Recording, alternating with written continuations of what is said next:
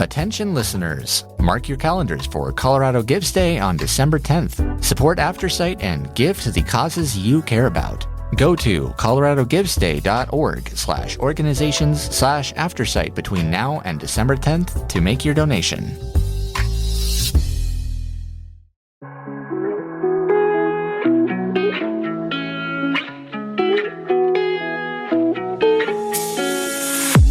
You're listening to an AINC original podcast.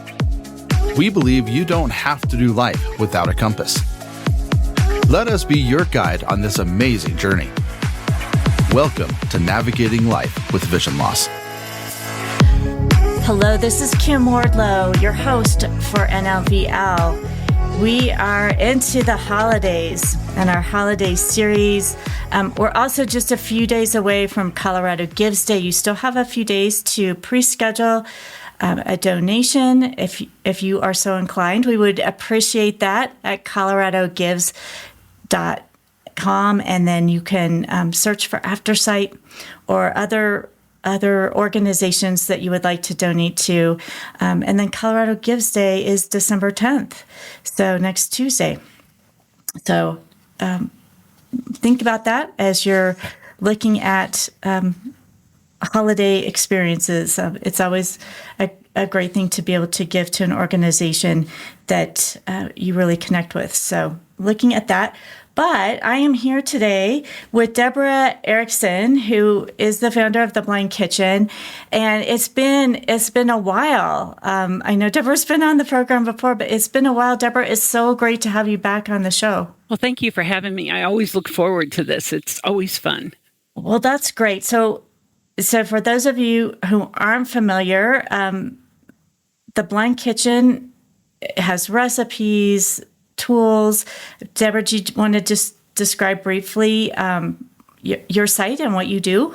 Sure. We're web-based only, and it's theblindkitchen.com, and we sell adaptive culinary tools that are very effective and adaptive for people who want to cook despite vision loss. We also have recipes that are free to access. We also have we have a blind kitchen library that has 12 different categories: dining out, cleaning, organizing, shopping, labeling, identifying, all kinds of different things that you need to do if you want to cook, and you need to find different ways to do it if you experience vision loss. Yes, and frequently, not everyone, but I have had folks tell me, I love to cook, but I've lost my vision, and they're not sure how to do things safely, or they feel awkward in the kitchen trying to measure and things like that. Or maybe they feel okay about cooking, but their friends or family are thinking they can't do that any longer because they've lost vision, they're blind. But that's just not the case. That is true. That it's definitely, and their fears are well intended, but they're not well placed, because people with vision loss can cook safely. We have the joke in the Blind Kitchen that if you get invited to someone's house and everybody's participating in putting the meal together, that you often get asked, would you like to toss a salad? Not to cut the stuff up that goes in it, but just to toss the salad, because that way you're not going to sue them if you cut off a hand or something. Mm-hmm. But yeah. it's a misplaced well-intention. If you have the right tools and you have the right information and strategy, you definitely can cook safely and independently with vision loss. Yeah, it's really tools and learning the techniques, and I think folks might be surprised at how much of cooking isn't necessarily visual. It's other senses as well. Sure. And that's whether you have vision loss or not. Of course, right. Those of us who cook with vision loss, we rely much more on our other senses than our vision if it's not available to us. But it definitely is smell and taste and touch and all those other things. And there are tools such as like a talking thermometer or a talking scale where we can get the information in an alternative way, not through our eyes, but often through our ears. We can get a lot of information. Or even smell. If you're I missed that one. trying to tell if something is done, or hopefully, you catch it before you're smelling something that's burnt. Yeah, That would be good. Well, sure. And cooking is based in science. It's time and temperature for the most part, and chemical reactions and all that. So once you understand, for example, if you put a piece of toast in the toaster, you can smell it before it goes in, you can touch it before it goes in, and it's soft to the touch, and the smell is very different than after you put it in and you put it down for a few minutes. And as those sugars start to reach 337 degrees, it's called caramelization, then you start to smell a nuttier, and it starts to dry the bread out. So it feels different and smells different. And if you accidentally overdo it, which we all do occasionally when we're cooking, the first thing you'll probably get is the smell, even before the fire alarm goes off or the smoke alarm. So you definitely want to, if I'm cooking something that has kind of a short cooking time and it may not take that long to reach the point, like a pancake or something where it might burn, I stay nearby it because I'm going to get the information through my nose before, and I want to be standing right there so I can stop the cooking process before it does reach the point where the sugars are burned. Yeah, and there are tools. I know on your website you have a great video right now about 10 cooking tools to give for Christmas gifts for folks who enjoy cooking. And I think, when you're looking for gifts for folks and they have a hobby or something they really enjoy, you're always trying to figure out, well, what's really a good present and not just something that might be gimmicky. For cooking, sometimes you get things and it's like, this sounded good, but it doesn't really work that well. But the tools that you have on your list of 10 are really great tools and can help in cooking. Like with boiling, you have a little disc to help with knowing if something is boiling. Yeah, we call that the boil alert disc. And again, not made for blind or visually impaired people, but it's a little ceramic disc. And I won't go into the science of it. You can go onto the website. But basically, when water starts to boil, bubbles form and they go up through the water and escape as steam. When water hits 212 degrees, it has to do it. It's science. It's chemistry. So when those bubbles start to form, they start to form in the center bottom of the pan where that disc is laying. And so they had to get out from under it to do what their nature tells them to do. And when they do, it lifts that little ceramic disc just a little bit. And so if you're hearing it click hard and fast, that means your water's violently boiling. Or if you just want to simmer something, you may lower the temperature, the knob, or however you adjust your temperature to where it just goes click, click, click, click. And so blind people for centuries have been able to monitor and know if water's boiling or not without any vision, without this boil alert disc. But but you can't really do it from across the room. The boil alert disc allows you to walk away from the pan because sometimes it's important to know how hard the water's boiling as when it stops boiling. If you don't hear anything, sometimes that's a warning note.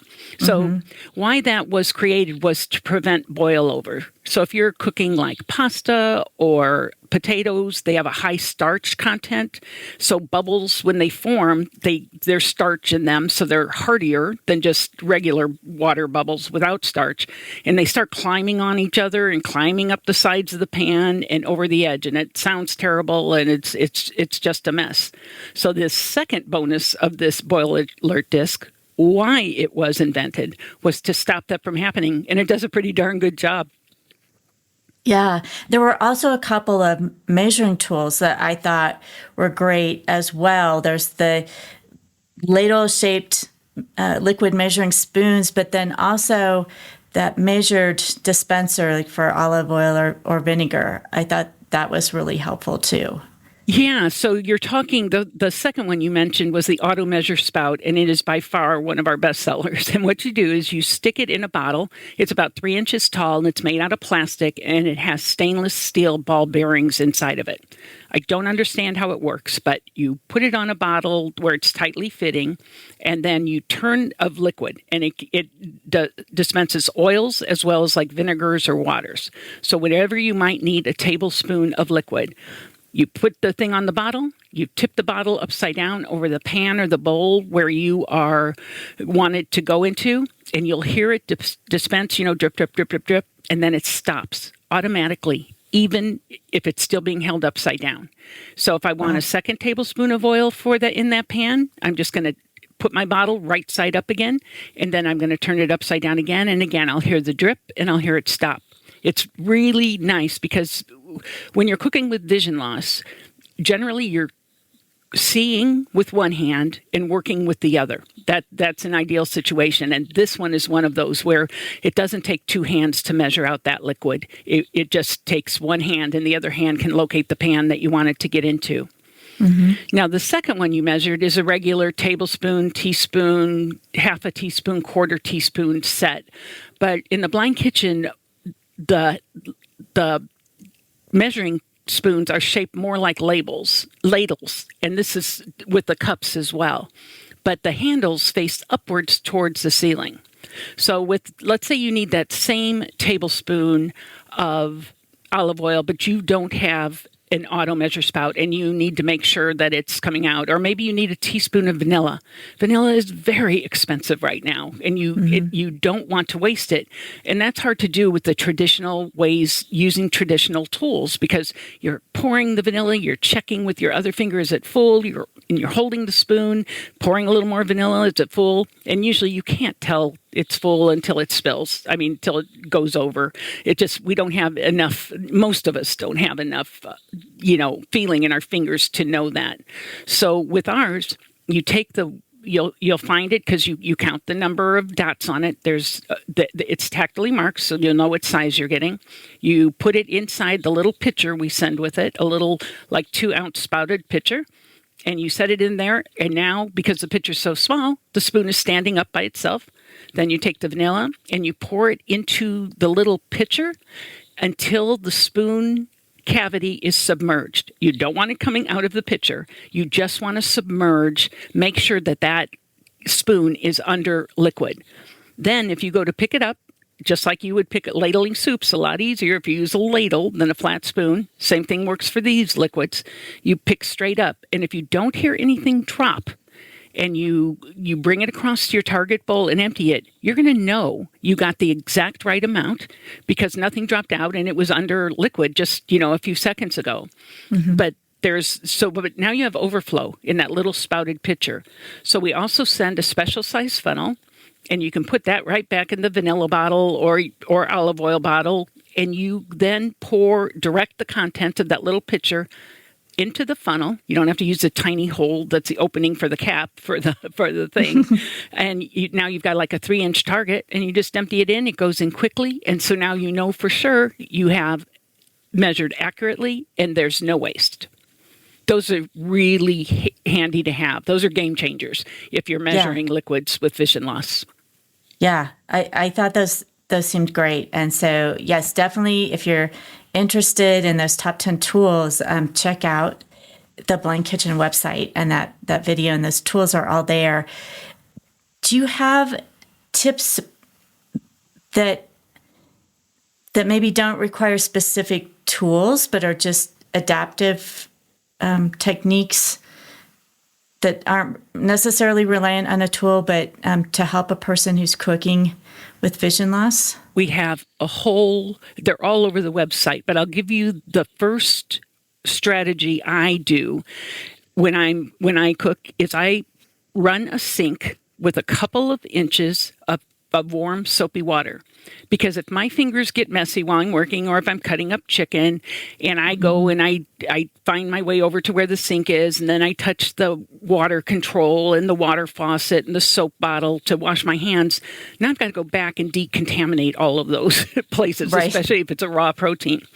But if I have a couple inches of soapy water, I can just use the back of my hands or my forearms to find where that sink is and just plunge them immediately. And I'll give you a second, and now my hands are clean to touch the water controls so I can rinse them. So, plus, I've also got a start on doing dishes. I can throw that funnel and that's stuff in there. So I'm already starting to clean up as well.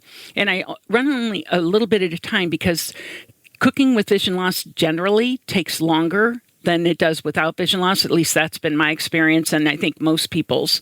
And so the water can get kind of cold, and that's unpleasant to dip your fingers into cold water. So you can just run a couple more inches of soapy water, warm water in there. It revives the suds, makes it pleasant again, and you're on your way.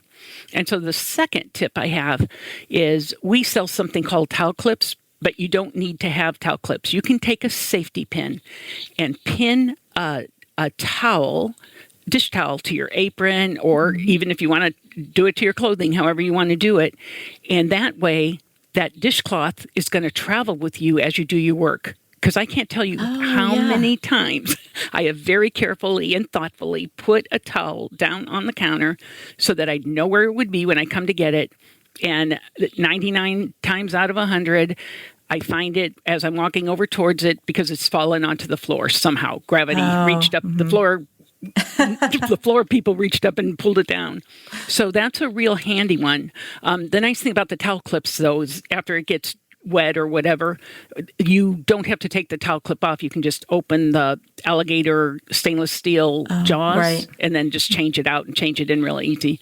Safety pin you'd have to do a little bit more, but still, it's a great tip. Yeah, that is great. Maybe it would be helpful to give just an example of, as we're talking about tips of, and as you said, it might take a little bit longer to cook, so you'd want to build that in if you're especially if you're preparing a big holiday meal. But let's just take an example of what's a holiday staple in a lot of homes, not everywhere, but in many homes, is the mashed potato, and that might be a basic to use as an example for folks of how they can use various techniques and tools to make their holiday dinner. Yeah, so that's a good choice, actually, because most of us already know how to make mashed potatoes. But how can you cut them up now if you have vision loss safely? And how can you drain the potatoes after you cook them safely? So I'll go through the process and tools and tips that would help making just basic mashed potatoes.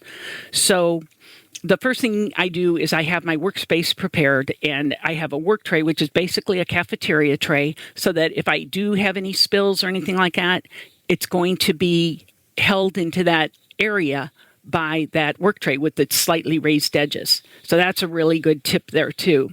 And so let's say we'll start with peeling the potatoes. That's usually the first. So we have a peeler. It has 2 rings on the back side, 2 places for 2 of your fingers to go into. It's not on a stick.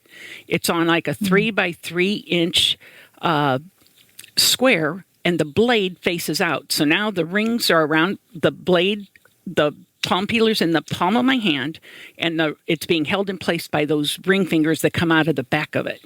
And so now my fingers can be very near the action of where the peeling's happening, so I can touch them when I'm ready to bring my fingers around to the front.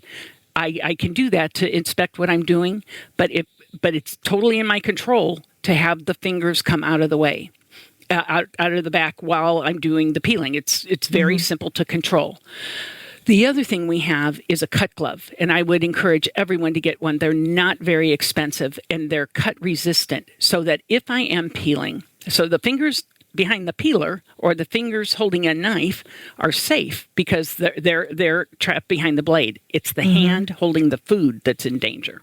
Right. So when I'm peeling, I put on this cut-resistant glove. It's quite thin. You can't read Braille through it or anything like that, but it's quite thin. And what's going to happen if I'm peeling and or cutting, and all of a sudden I feel pressure on that hand holding that food when I don't expect to, I'm just going to stop. If I had been cutting like a potato, and by the time my brain feels the pressure, gets the information, I'm already cut. It's too late at that point. So this gives you that a layer of protection that allows you to just stop. And the other place that comes in is if you're doing latkes or something like that in grating. Plenty of people leave. Box graters are weird. They're angled. They have lots and lots of different kinds of blades. So I would never grate anything without wearing a cut glove. So that cut glove also works the same for a knife when you go to cut up the potatoes. But there's another tool I want to tell you about. It's called a shark, and it's just a little, kind of shaped like a teaspoon, but it's got little jagged teeth around the edges of the teaspoon. Not enough to cut your fingers, but it's enough that if you're trying to get around a eye sprout on your potato or a soft spot, instead of using a paring knife, which can be quite dangerous, even if you can see, because you're angling it and all of a sudden it clears, or it takes out more that you want it to. This just takes out like a little divot of your potato, and so that's a nice tool to have. So let's say you've cut up the potatoes now, and you're ready to put them into the water that you're going to boil. So I'm going to put a boil alert disc in the bottom of that water. And I'm going to use a locking lid pan. So what a locking lid pan does is we sell them in 5-quart and 8-quart, but they are indispensable. They have a creatively designed lid that you can actually use the handles of the pan to lock the lid onto it. Because if I'm trying to make potatoes, a pasta or something like that, and I have to carry that pot over to the sink where my colander is in the sink, it's going to be an educated guess at best, because I can't carry that pan with one hand and check what's going on with the other. It's too heavy. With this locking lid pan, you check the potatoes are done. Okay, they're done. Put the lid on it. Turn the handles 180 degrees, and you'll figure out how to use it. And then the lid actually goes about 1 inch into the pan. It sits on top of the pan, but then there's a rim that goes about 1 inch down, and it has holes in it. So I can actually pour it without worrying about the lid coming off, and the food's going to stay in the pan. It is a game changer. And it's got a ceramic nonstick surface coating, so I can actually put my hand mixer into that and use it. It's the nonstick surface won't be damaged. So the other thing so now I've got the potatoes drained, and now I'm ready to add butter and cream, or however your family recipe goes. People have different ways. We have something called a butter slicer that allows you in one swipe to cut through a stick of butter and cut it into 12 equal pats. They're about 2 teaspoons each. So I can pre-cut all the butter I want and have it in the refrigerator. And so when I go to make these potatoes, instead of grabbing a knife, in the butter plate and trying to figure it out, I can just grab 2 pats of butter to start out with, taste it. Is it buttery enough? Heck no. I'm going to get 2 more. And I can and we recommend a lot of butter. But I was going to say 2 pats definitely are not enough. No. 2 sticks we're talking here. I'm just kidding. But that's another really handy tool for any time you're doing any cooking, that you don't have to get that knife out. You can just grab. I do a pound at a time, and I use it all week long as I'm cooking. So now we've got the potatoes mashed and all that. So now you're good to go with your mashed potatoes. And so those are the tools we used. You can use your own recipe for sure, but you have been able to do things that you used to do confidently and safely. And the outcome's going to be the same. You can see those are going to be good mashed potatoes. Well, and it just would make the whole process more enjoyable, not to be worried, well, am I going to have something spill and go all over my counter or something, knowing that it's contained, and just all those different things can really be helpful. Yeah. So one thing I want to say is, because it's the holidays, a lot of people lose their vision due to age-related conditions like macular degeneration or glaucoma or diabetic retinopathy. And so they often, part of their identity, that they were the griller or they were the cook of the family, especially around holidays and, big meals. And once they lose their vision, they're probably not going to go to Voc Rehab to gain skills with technology and stuff. It's time to retire. They're supposed to be enjoying their lives. But that's a part of their identity, a huge part that is now lost. And with tools and tips like this, you can once again be the mashed potato maker or the pie maker or the turkey maker or the stuffing maker, whatever you were known for and whatever you loved cooking to provide a love language for the people you love, you can do it again. You just have to figure out different ways. Yeah, and that's so key for individuals to be able to keep doing the things that they really love and not feel like they're having to sacrifice those pieces of their lives. That is so true. What about somebody who was the pie maker? I think, I have the friends and family members of like, oh, they're going to bring the pie. And it won't be, the one from the freezer section at the grocery store. It will be a homemade pie. Are there tips? I mean, that's a more complicated dish to make. And of course, depending what type of pie you're making. Sure. It is more complicated. Making a homemade pie crust, what a gift to bring to someone's home, because it's so different. And the reason they're different is the pie crust you buy in the store that are rolled up or frozen or whatever, they're made with shortening, because shortening is less expensive than butter. And they're out to make the money. I'm not saying I use them sometimes, don't get me wrong. But your homemade ones are going to be made with butter and maybe a combination of butter and shortening, but they're going to just be so much flakier and so much better. So we have a couple of things. We actually have a pie maker collection, but I'll go over the things that are more for sight loss that to make the biggest impact. And one is, I talked about the work trays that we have I use them as cutting boards. Well, this one is an extra large work tray. We call it our dough and pastry tray, and it's about 18 inches deep and about 24 inches wide. So even when I could see, and I would sprinkle flour on the counter, to roll out my dough with my rolling pin, it would get all over the place. And not because I was messy, but because flour is so light and you're making movements. And so that air is causing stuff to move around. With this dough work tray, it is so wide, and it's got the slope sides. You can use a rolling pin on it. And you can also, and it'll help contain the flour to the inside of it. They're really nice for different applications, different things that you're cooking too that are larger. So that's a big thing. We have pie dough bags, which are bags that are two thick plastic circles that are attached by a zipper. And so you put the dough inside it. They're a certain size. You roll up the zipper. So now that dough is trapped inside these two kind of like dinner plates is basically what it looks like. And then you roll out the dough. It can't get out past the zipper. So you're going to have a circle. You can work with it until it forms a circle.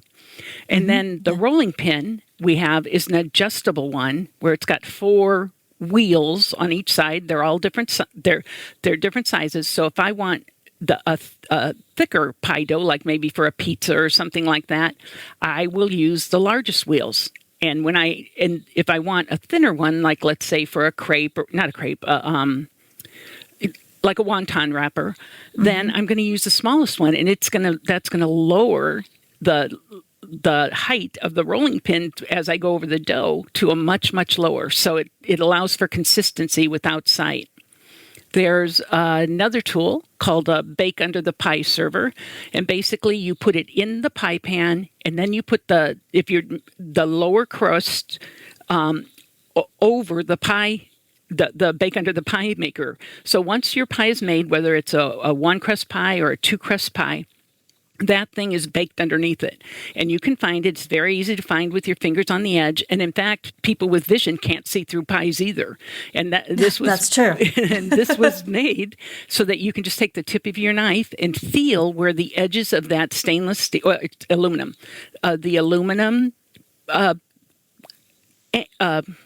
wedge that's underneath it. It'll cut a 9-inch pan into 6 equal pieces, but you're just cutting the first one out.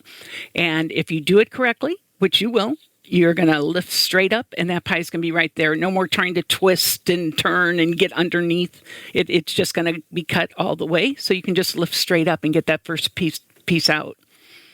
And then we have a wheel that we call our pie marker and divider that you can put on top. It fits beautifully on a 9-inch pie plate, and it's 6 wedges that are already formed. It doesn't cut through the pie. I wish it did, but it doesn't. But it gives you a guide to make sure that your pieces are going to be even. You just Right. it's a really nice thing. And just a second use for that is for cutting round pizzas into nice sections. Oh, yeah. That can be tough. So that it can also be a pizza guide. So one more thing I'd like to mention for homemade pies would be our egg separator.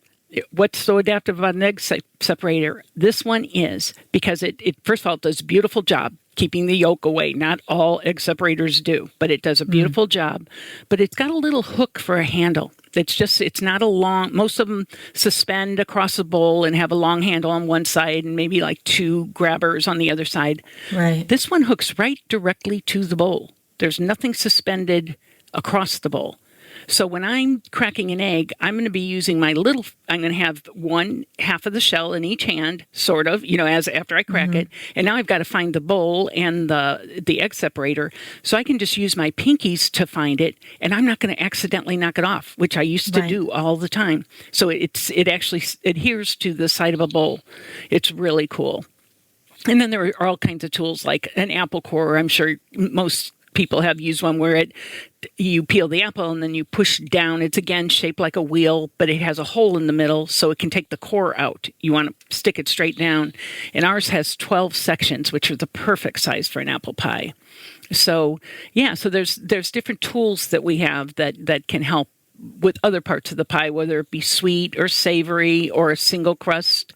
But the pie maker stuff is quite adaptive and quite extensive. Well, that's great information. I know a pie at the holidays, whatever type people like, pumpkin, pecan, chocolate cream, whatever people You're like. making me hungry. Often the pies are big at holiday time. What about, as we talked about earlier, it can take a little bit longer, perhaps, if you're cooking without vision.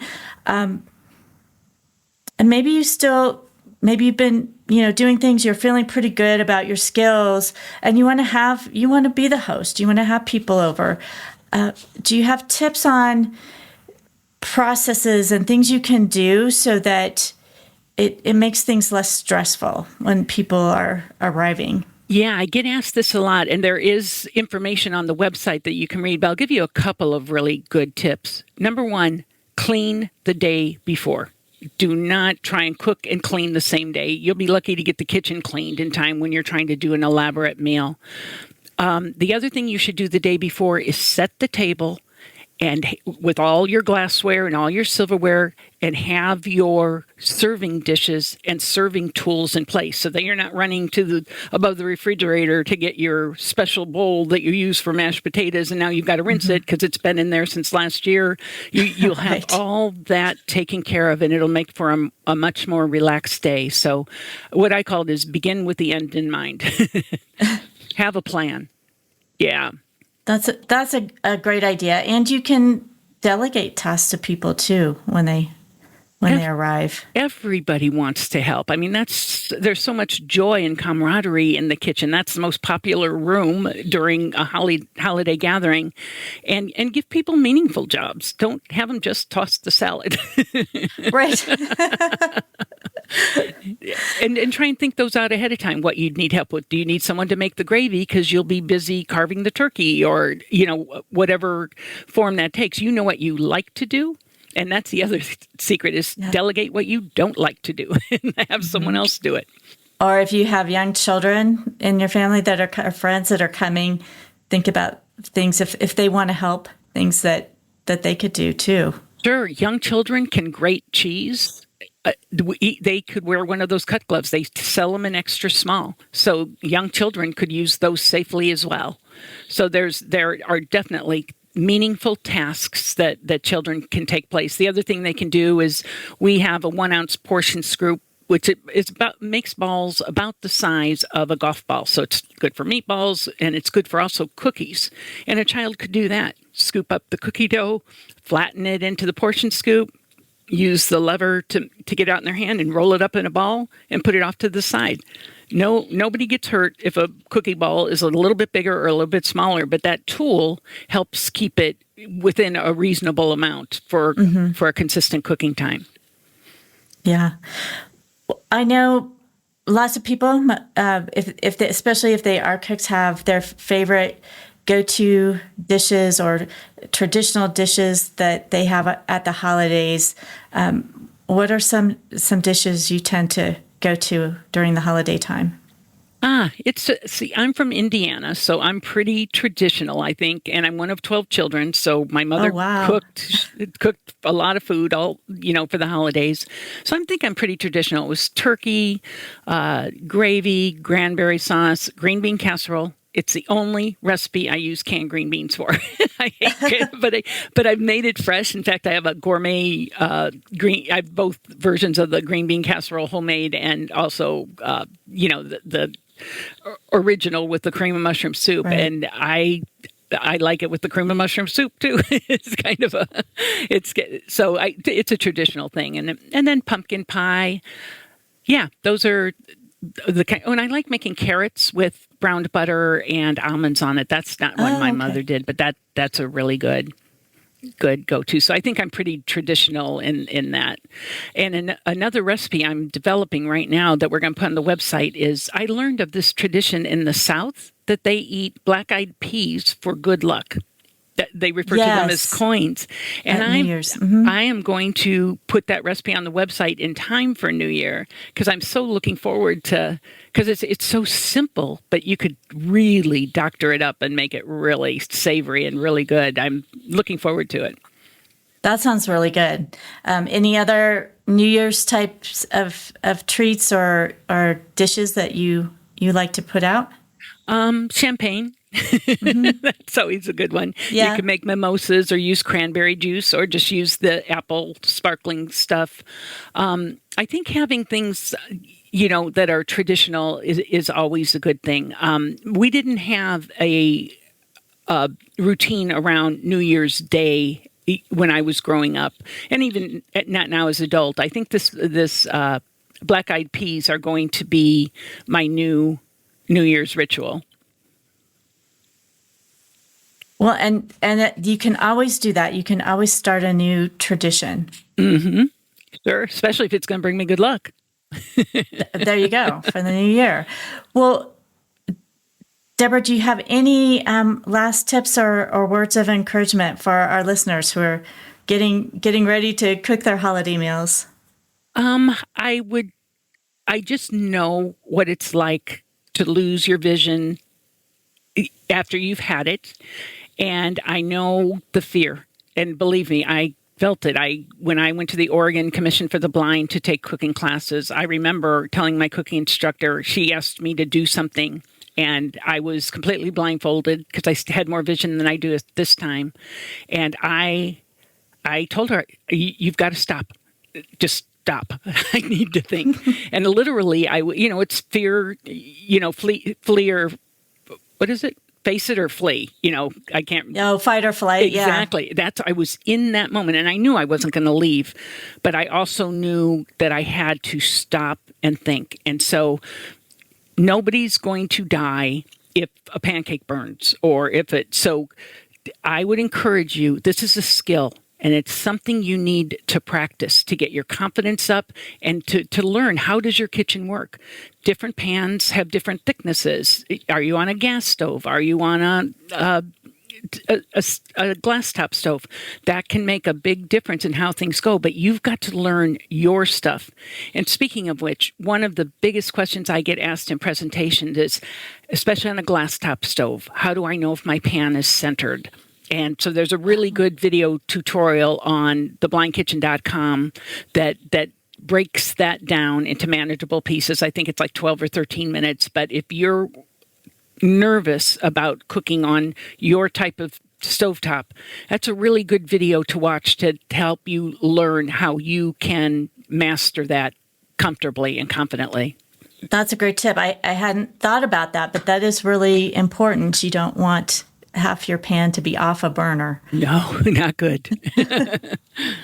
Well, Debra, thank you so much for sharing all this information and advice with us.